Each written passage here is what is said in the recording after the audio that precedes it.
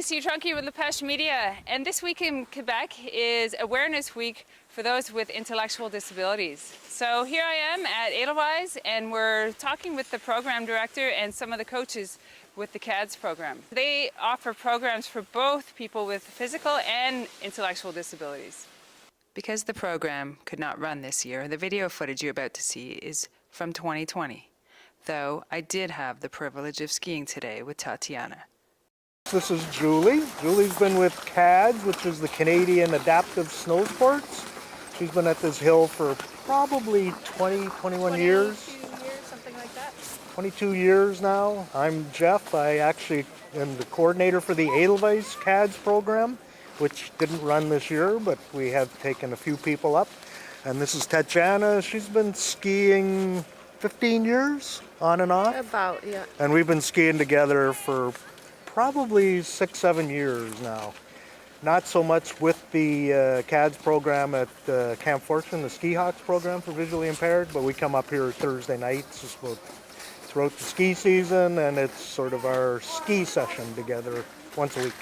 Okay. So Thursday night is Tatiana Thursday. And in the summertime we use it for, we have a couple of tandem bikes, so we go biking in the summer as well. People always ask me what CADS is about. CADS stands for the Canadian Adaptive Snow Sports Organization. It's a national organization that has many chapters in the different provinces and territories. We started this chapter at Edelweiss back in 1979 and was one of the first across the country. Our mission is to get anybody of any ability and age to get out and participate in the great outdoors, enjoying skiing and snowboarding, and be able to enjoy Canadian winter.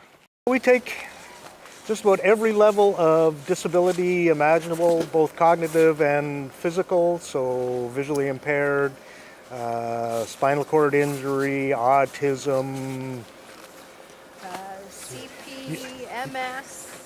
Yeah, you name it.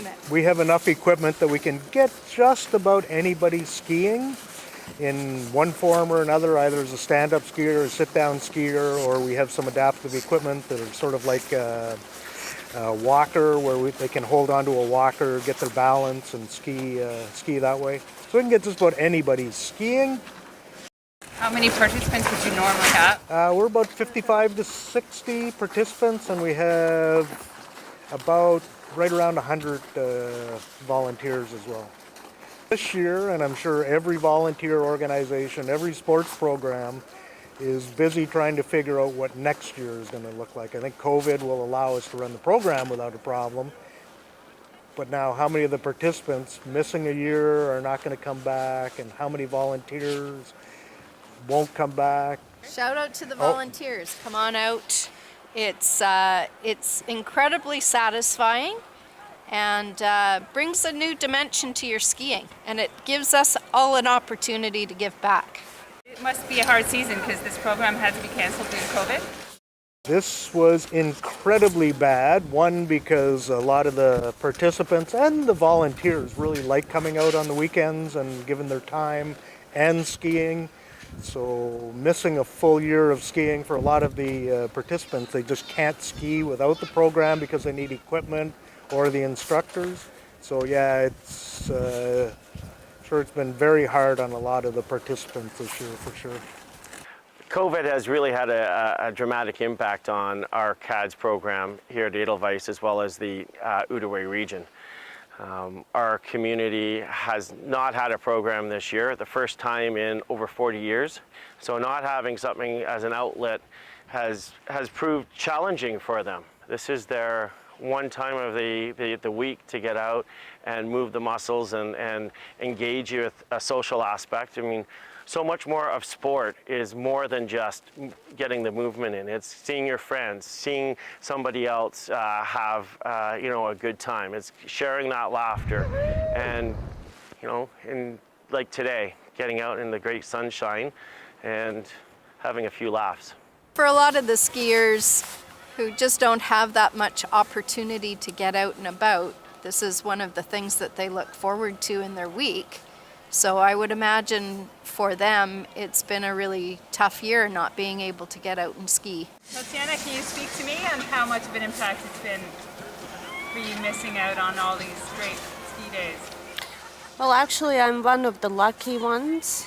I've been out the whole season skiing with Jeff once a week, and I can't even begin to tell you how much that means. And I get really shivers just thinking going through the winter without skiing.